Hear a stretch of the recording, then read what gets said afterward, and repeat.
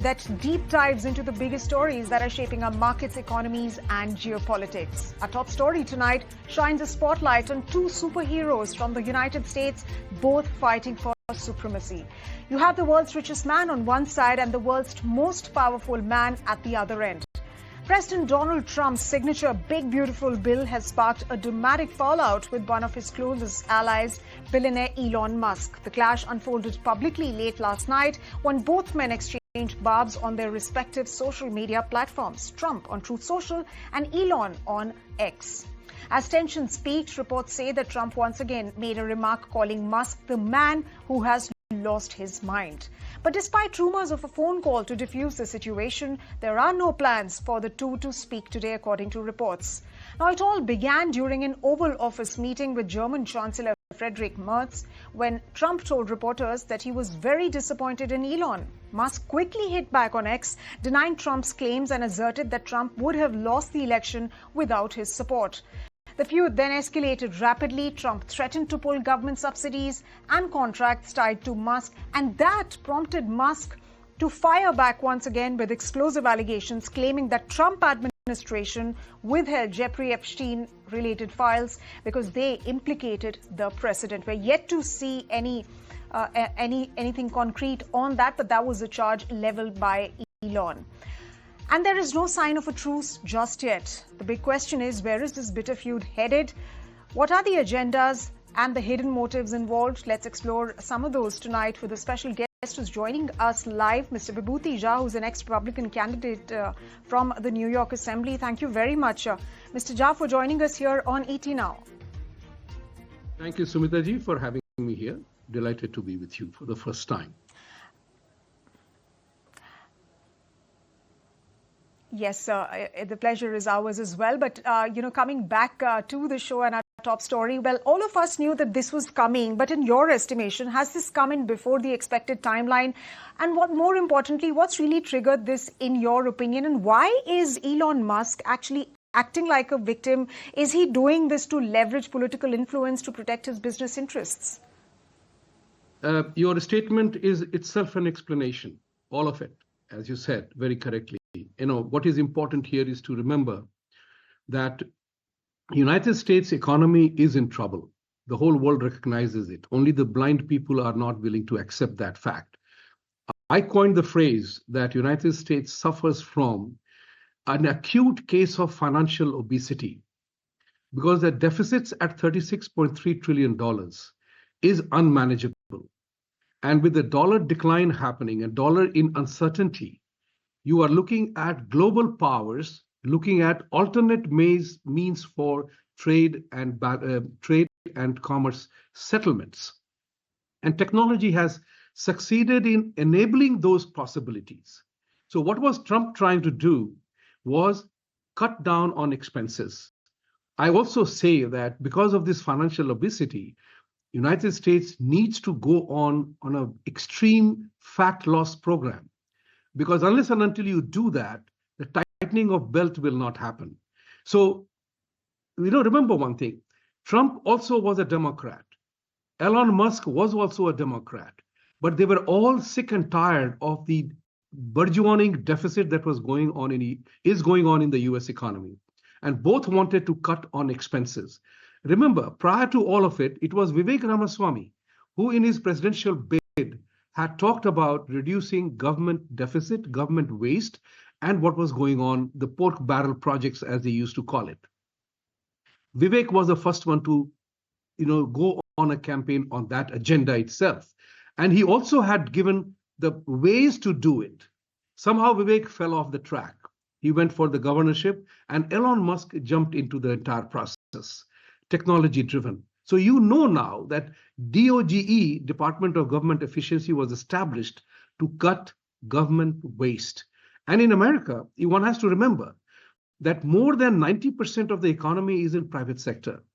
Only 10% in terms of regulation and management is with the government.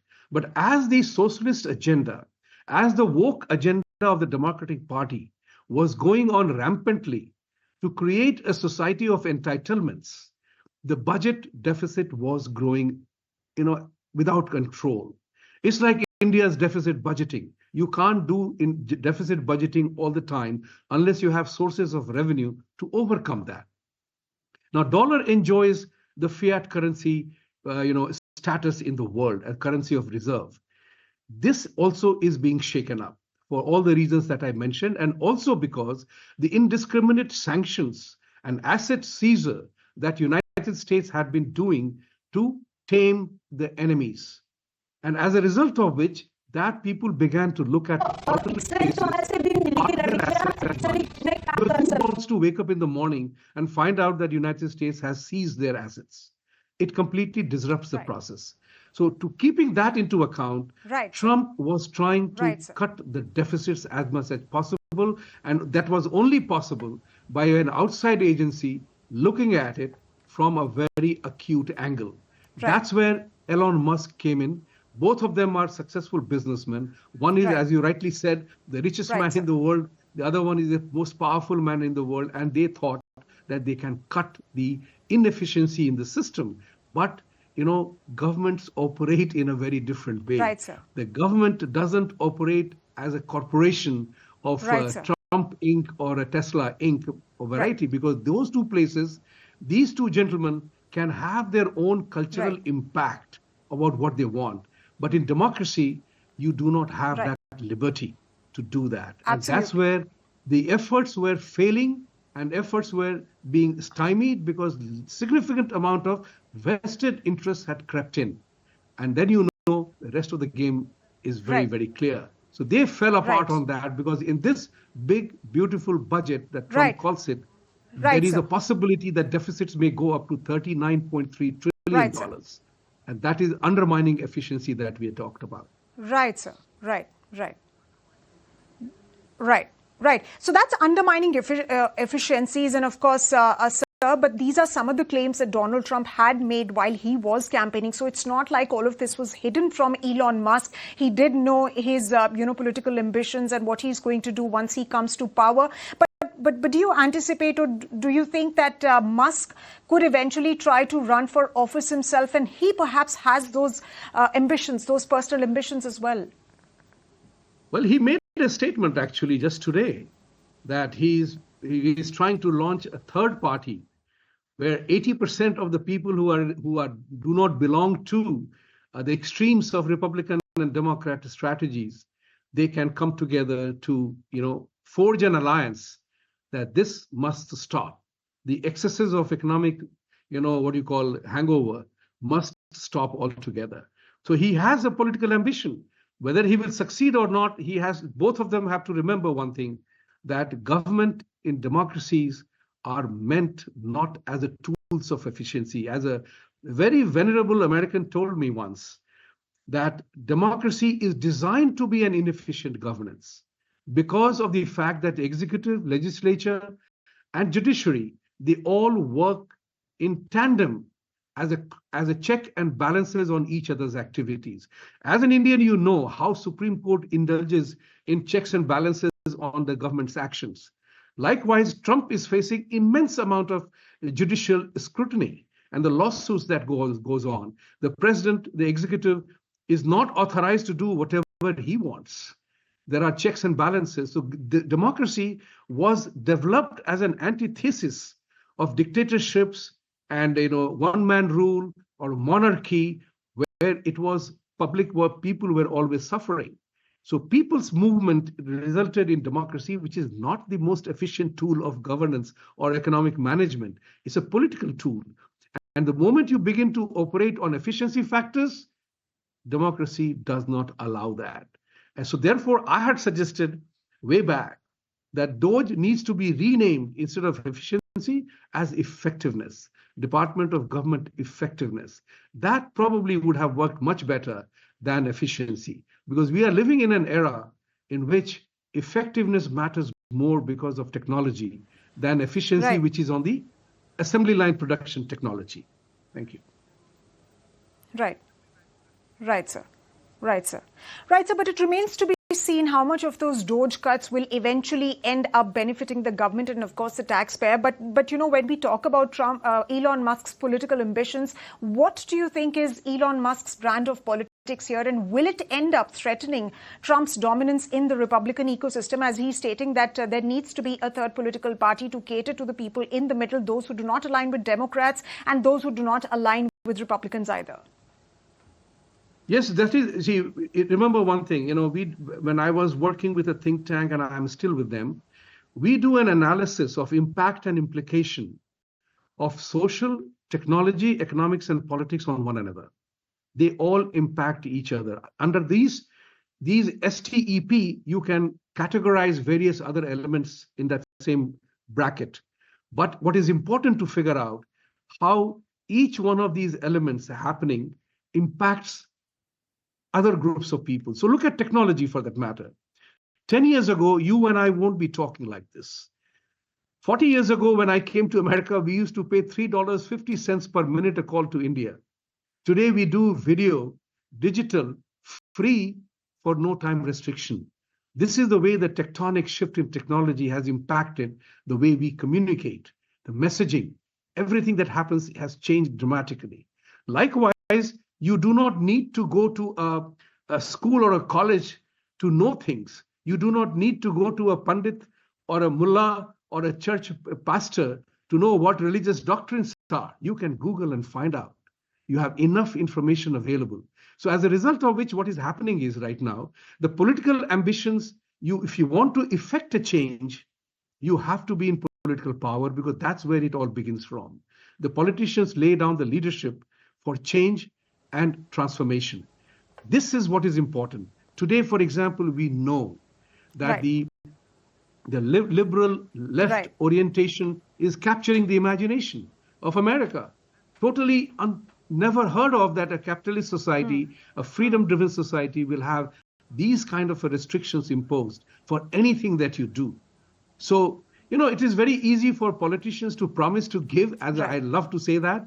Politicians can promise to give whatever they want in an election campaign, because they don't have to give what they don't have, and they don't have to give what they can't. But it's easy to make a promise. And that's where it lulls people into believing one thing or the other. Right. This is the critical element of this political group, Trump and Musk. They were trying to bring in reality assessment into whatever we do, because you can launch any project. If you don't have the money to make it happen, the project remains in a no man's land. Nothing will happen. So since you are ET now, and you know about money and banking, there has to be accountability, and there has to be accountability. Yes. Yes. Yes. So there has to be accountability when you float all of these policies and the ramifications that they're going to have, not just on the world, but your own population, your own voter base. You need to be mindful. And of course, it remains to be seen what Elon Musk, if he's talking of a third front and the kind of political party that he aims to float, what will that really offer in terms of what's already being offered in the politics of America?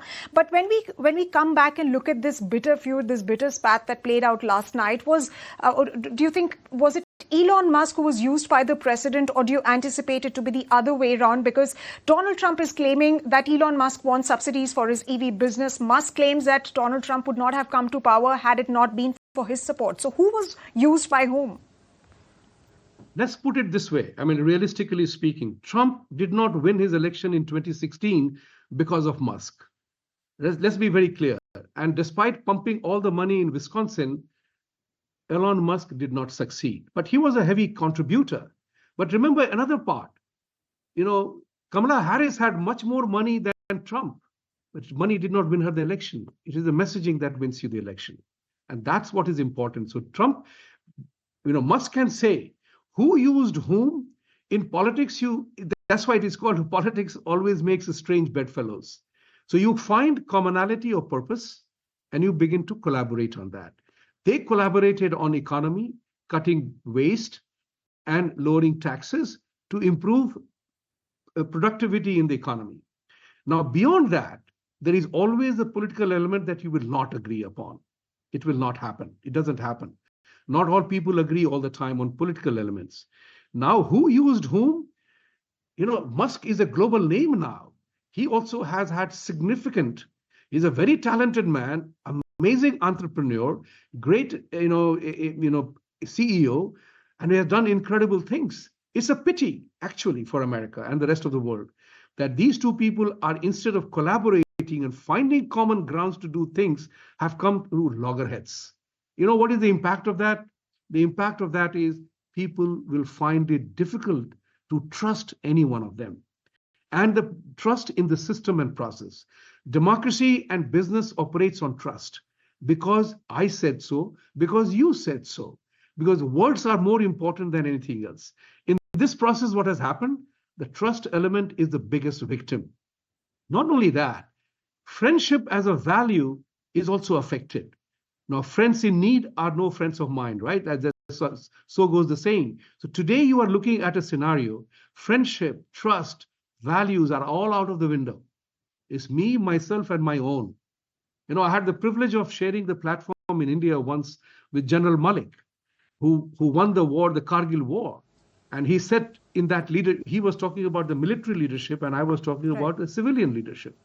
The military leadership is all about country first, battalion next, soldier last. In the civil life, it's me, mine, and myself.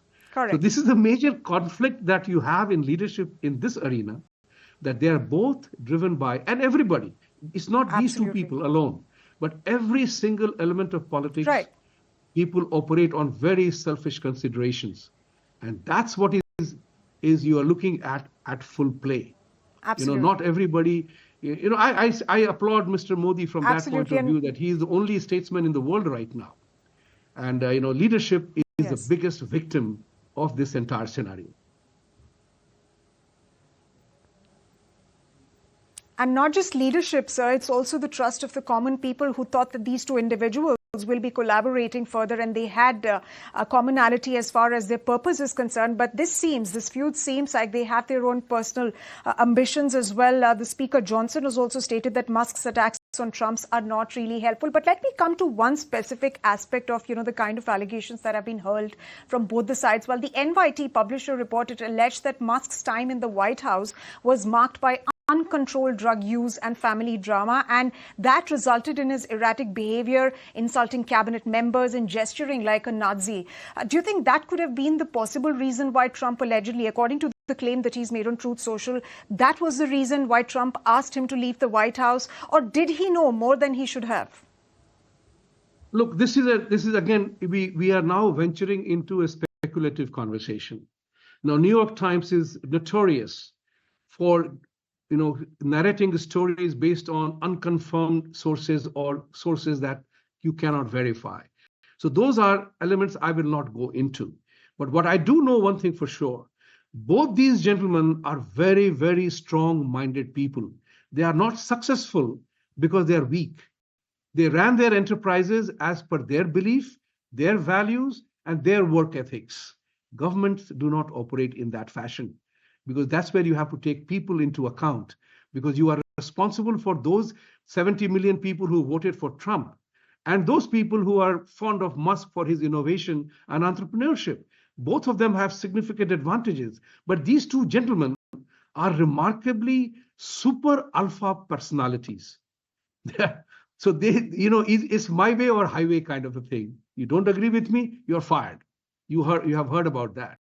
Silicon Valley, for your information and for your viewers' information, I have been told that Silicon Valley, the hub of all entrepreneurship and millionaires that create technology, that doesn't run on democratic principles. If I am the innovator of an idea, I run the business the way I want to run it. So Silicon Valley is one such place where democracy doesn't operate in companies and corporations. It's my will. I want to run the business. It's my product, my idea, my innovation.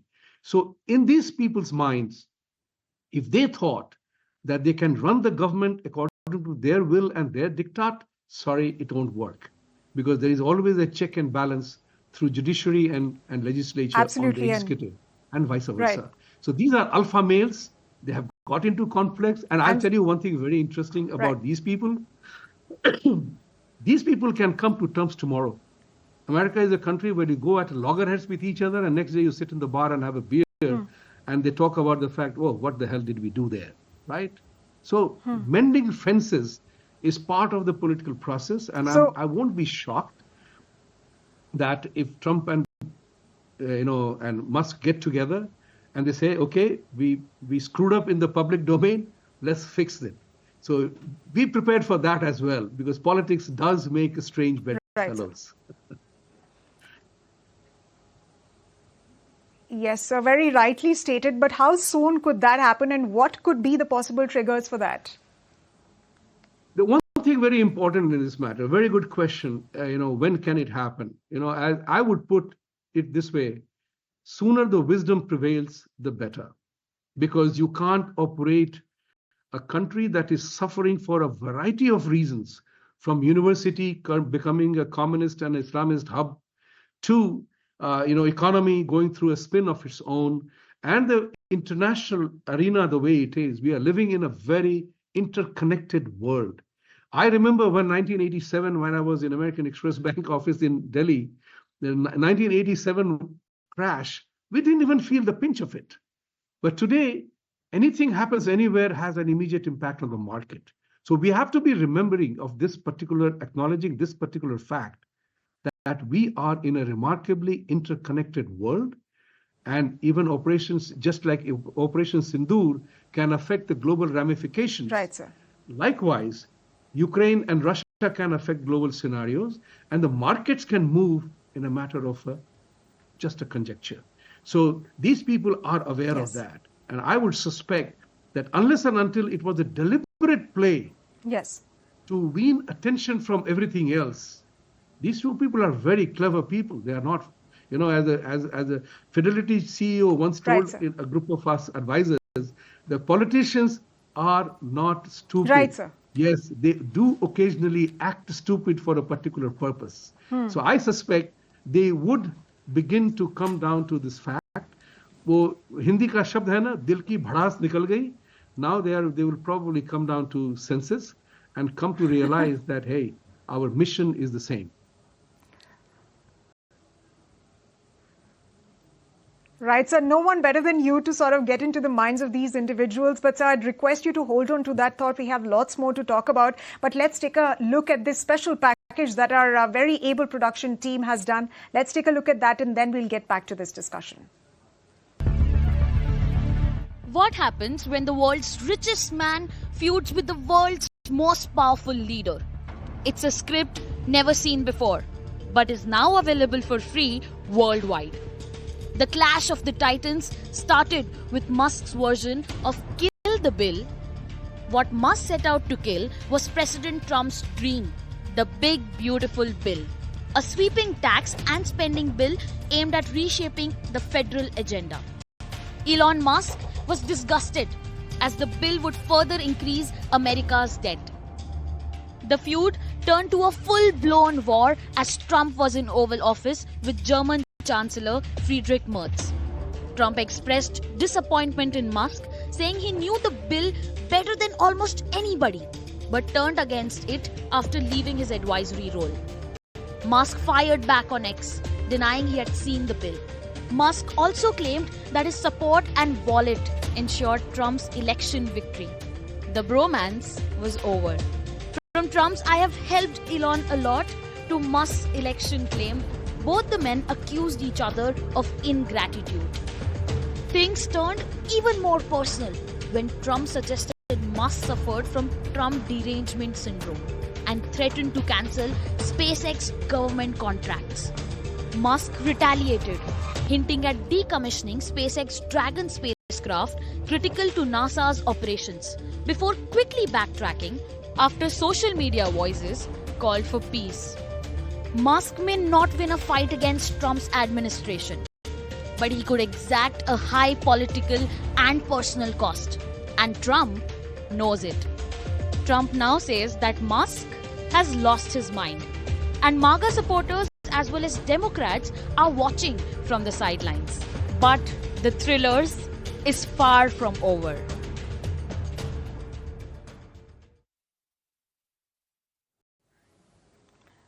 So that story delves deeper into what really happened and transpired last night. But coming back to what we were discussing, you said that this perhaps was a deliberate act. How convinced are you of that? And were they indeed trying to pull wool over everybody's eyes, and to hide what? What was the agenda? You know, it is. I do not like to go into the field of speculation, but I hope these people are smart enough, and I know these people are smart enough. I totally know that they are doing. Your observation. They know exactly. Sorry. They are doing exactly what they want to do. What is the purpose this is not and the really motive? about speculation. Yeah, I do not like to do the speculation part, but what I would like to say is that my assessment is that both these people are extremely smart. There is even the rank and file of Republicans are disappointed with Mr. Trump's sudden bonhomie with the ISIS guy in Syria, shaking hands with him and doing things like in Pakistan, for example, suddenly calling Pakistan as a great country. So there is a definite disappointment in the people, because this was the man who talked about terrorism and called it Islamic terrorism. He recently banned 20 countries from people from those countries coming to the country. So then if you are banning people for safety of America, then how can you be friendly with the people who killed American soldiers as a terrorist? So there are contradictions in behavior. In the case of Musk, for example, he wanted unbridled support from the government for his EV project, electric vehicle project. Trump is a total fossil fuel guy. If you followed his campaign, he was against electric cars because he says that America has enough fuel resources, fossil fuel resources, to use to the final extent, to the extent that he was willing to, deregulate Alaskan oil fields as well. So the point of the matter is that there is an ideological difference between the strategy of both these countries. Elon Musk was not waiting for Trump to launch his electric vehicle.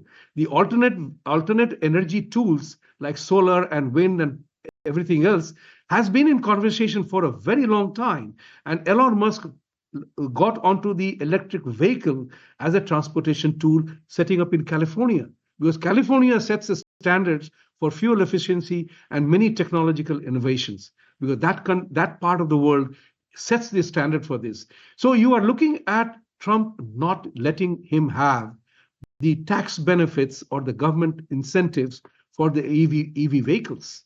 And that is a problem for Musk, because his entire Tesla project will go for a toss. His entire billions will go for a toss if the US government does not give these subsidies or the support that he was expecting. I told you earlier on, America is a country where 90% of the economy is in the private sector, including high-tech, defense industry, which is where all the innovations happen. Without the government support, government is the biggest buyer for all the advanced weapon systems and aircraft and everything else that you know. Therefore, it is very critical for both these gentlemen to realize that the goose that laid the golden egg for you, you can't kill it because of your ego clashes. And I suppose if they listen to views expressed and concerns expressed by people, the ordinary guy just wants food on his table, a house to live in, and without any problem. That's what they have to eventually address. And that's where they will win the votes. And so that Musk is not a politician. Sir. He will not make any success in politics, in my opinion, because he doesn't have the political tools or political chutzpah to make things happen. Because politician, in my opinion, is the master salesman of the world. He sells you a dream and you buy it. Then only you vote for him. Right, sir. Very well put. I mean, both sides should not really try to tread into each other's territory and should work in a complementary way. But will that happen? Well, it doesn't really seem like. But coming back to, that feud and, on the point about the Epstein files, it's actually the lowest of the low of insults that's been hurled. In your opinion, how damaging could these be for Trump, given the fact that the MAGA base actually thought that these are very bad people and that list should perhaps come out? And, second part of this question is about the fact that, is Musk simply trying to malign Donald Trump's image here? Is he trying to settle personal scores here, because if it was just about policies, if it was just about the big, beautiful bill, then he would have just limited himself to criticism of his policies and not really hurled this personal jibe. That's very true. This is very true. But remember one thing, Trump has gone through worse kind of sexual, misconduct attacks on him. Truth or otherwise, we do not know. He has settled lawsuits and everything else. So he is a hypersex guy. That is one thing we know. He has had 2 wives. He's on the 3rd. And I have often said that had he been 10 years younger, Melania would be divorced and he would have married probably a 4th one. That said, what is also important about understanding the man is the fact that he takes care of his children. It's a very bizarre kind of a scenario about this particular individual. So that the sex-driven attacks that have happened points out to a major malay in the American society, which I'm a witness to, because my son grew up here. So I have seen it and managed it, had to manage it rather well. So here is the issue. Children, sexual promiscuity exists in America like, you feel bad about it. Children, the moment they become teens in the schools, sexual promiscuity exists. But the challenge in America is that they have a totally different standard when a person enters a public life. I have often said that the challenge, the unrealistic expectation that people have from their politicians is they expect the politician to be holier than the Pope, as more virgin than Virgin Mary, and equally like Jesus to take all the brickbats and the stones thrown at him to the extent of crucifixion. You have to be pristine and all kind of things. If that is the case, then you better look for a monk to become your president. Right, sir. Because this is the unrealistic expectation in America. What is indeed a challenge for America is that I've seen it since 91 when I came here. Every single presidential candidate, and you can verify this, every single presidential candidate since 91 that I'm here, Bill Clinton, George W. Bush Sr. down the line, everybody has talked about fixing Washington, war on drugs, war on sexual abuse of children and pornography, war on terror since 9/11, right? Immigration, comprehensive immigration reform. None of it has happened. America has not won a single war that they declared as such. As a result of which, one wonders whether the political system is actually interested in solving the problem, or they are only interested in perpetuating the problem to maintain their own relevance. And that's the question which Aam Janta, the normal people, are now beginning to ask. And that's where Trump scored in the minds of people when he said he will fix immigration, he will fix this, he will fix that. Right, sir. That resonated very well with people, and that's why they voted him in. Right, sir. Traditional Republican Party also lost. So it is very important but these for allegations, these two gentlemen to... Right, sir. But these allegations are rather... Yes. I mean, look at these allegations are rather dire. They are damn serious because they are concerning. Yes, look at the names of people that are thrown around and bandied around about this entire Epstein scandal. It's a basic level. It is a basic level of human behavior that they have demeaned women in a very sad way, and women are involved in it. In the entire Epstein scandal, you have this lady who was the manager of the entire show. So the fault lies with everybody here. Yeah, Absolutely. Everybody.